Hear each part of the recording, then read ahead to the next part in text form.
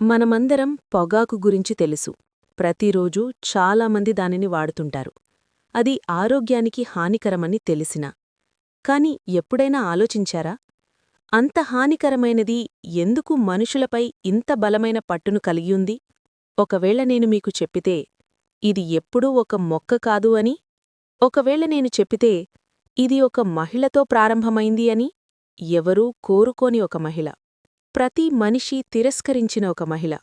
హృదయం నిండా బాధతో మరణించి, ప్రపంచం తప్పించుకోలేని రూపంలో తిరిగి వచ్చిన ఒక మహిళ. తిరస్కారం ఎలా వ్యసనంగా మారిందో మీకు తెలుసా? మనుషులు తమకు హాని చేసేదానికే ఎందుకు మళ్ళీ వెళ్తారో తెలుసా?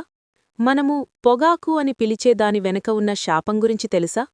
ఈ చీకటి కథలోకి వెళ్లే ముందు మా యూట్యూబ్ ఛానల్ను సబ్స్క్రైబ్ చేయండి. మా పేజీని ఫాలో చేయండి.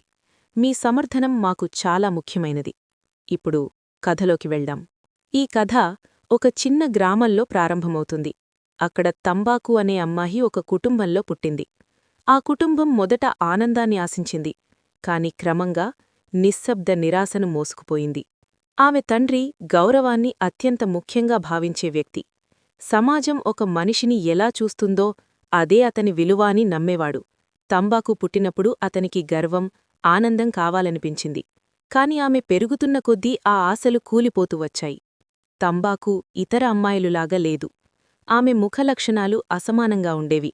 ఆమె భావాలు గాఘంగా కనిపించేవి. ఆమె ఉనికి ఇతరులకు అసౌకర్యంగా అనిపించేది. అది ఆమె ఎంపిక కాదు. కాని రూపంపై ఆధారపడే ప్రపంచంలో అది ముఖ్యం కాదు. పిల్లలు ఆమెను దూరంగా ఉంచేవారు. స్త్రీలు ఆమె గురించి నెమ్మదిగా మాట్లాడుకునేవారు. పురుషులు ఆమెను చూడటానికే ఇష్టపడేవారు కాదు.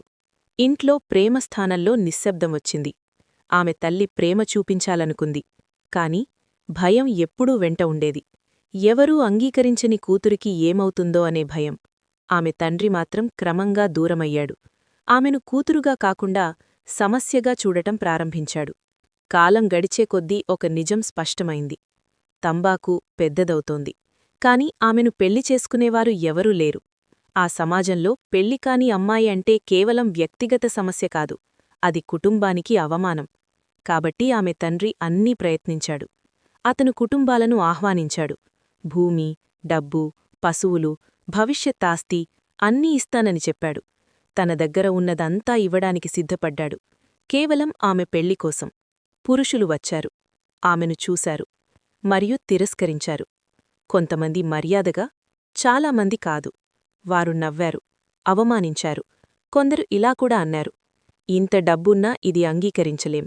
ప్రతి తిరస్కారం తంబాకును మాత్రమే కాదు, ఆమె తండ్రి గర్వాన్ని కూడా చిన్నాభిన్నం చేసింది. చివరికి వారి సంబంధాన్ని కూడా. అతను ఆమెను రక్షించడం ఆపేశాడు. ఆమెతో మాట్లాడటం ఆపేశాడు. ఆమెను తన కూతురుగా గుర్తించడం కూడా ఆపేశాడు.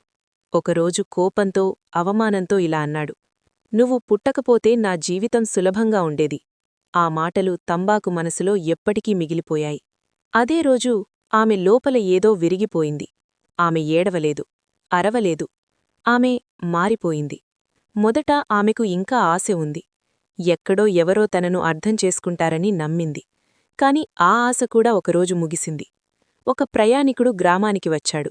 అతను తంబాకులోని ప్రతి గుణం కలిగి ఉండేవాడు. అందంగా, ధైర్యంగా, అందరి అభిమానాన్ని పొందే వ్యక్తి. అందరూ అతని చుట్టూ చేరారు, నవ్వారు, గౌరవించారు. తంబాకు అతన్ని చూసింది. మరియు మొదటిసారి ఆమెకు తక్కువగా అనిపించలేదు. ఆమెకు నిశ్చయం కలిగింది. ఈసారి నన్ను ఎవరూ తిరస్కరించరు అని అనుకుంది. ఆమె అతని దగ్గరకు వెళ్ళింది, భయం లేకుండా. నేను నీకోసం జీవిస్తాను. నా దగ్గర ఉన్నదంతా నీకిస్తాను. నాతో ఉండిపో. ఆ మనిషి ఆమెను చూశాడు. అతని ముఖం అసహ్యంతో మారింది. నేను చనిపోవడానికే సిద్ధంగా ఉంటాను, కాని నిన్ను స్వీకరించను అన్నాడు. అది కేవలం తిరస్కారం కాదు, ఆమె విలువనే పూర్తిగా తిరస్కరించడం.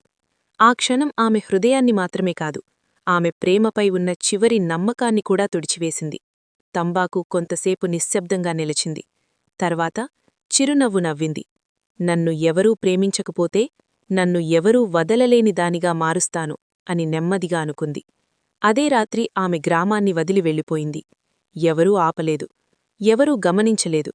బహుశా ఎవరూ పట్టించుకోలేదు. ఆమె అడవిలోకి వెళ్ళింది. మనుషులు భయపడే ప్రదేశం. అక్కడ ఆమె సహాయం కోసం పిలిచింది. దయగల దేవతలను కాదు, బాధను, కోపాన్ని, నిరాశను వినే శక్తులను. నన్ను వారి లోపలికి పంపండి, నన్ను వారి లోపలే ఉంచండి. ఒకసారి తిరస్కరించినా మళ్ళీ నా దగ్గరకే వచ్చేలా చెయ్యండి.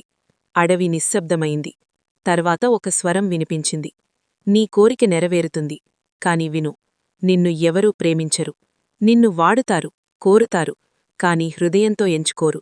తంబాకు ఆలోచించలేదు. అంగీకరిస్తాను అంది. ఆమె శరీరం మారడం ప్రారంభమైంది. చర్మం ఎండిపోయి ఆకుల్లా మారింది. రక్తం చేదుగా మారింది.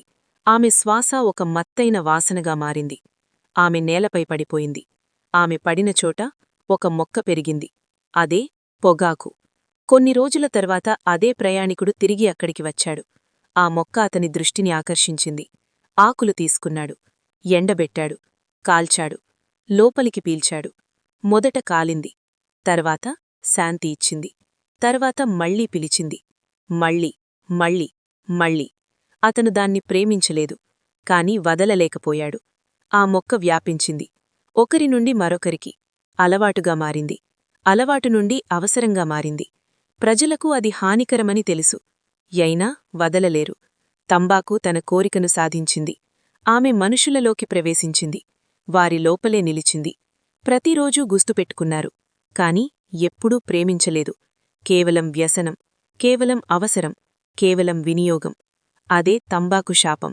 ఎవరూ తిరస్కరించిన ఒక మహిళ ప్రపంచం తిరస్కరించలేనిదానిగా మారింది. కాని ఆ శక్తిని పొందే క్రమంలో ఆమె నిజంగా కోరుకున్నదాన్ని కోల్పోయింది. ప్రేమ. అందుకే ఇప్పటికీ మనుషులకు అది హానికరమని తెలుసు, కాని వదలలేరు. ఇంకా ఇలాంటి మంచి వీడియోల కోసం మా ఛానల్ను సబ్స్క్రైబ్ చేసుకోండి.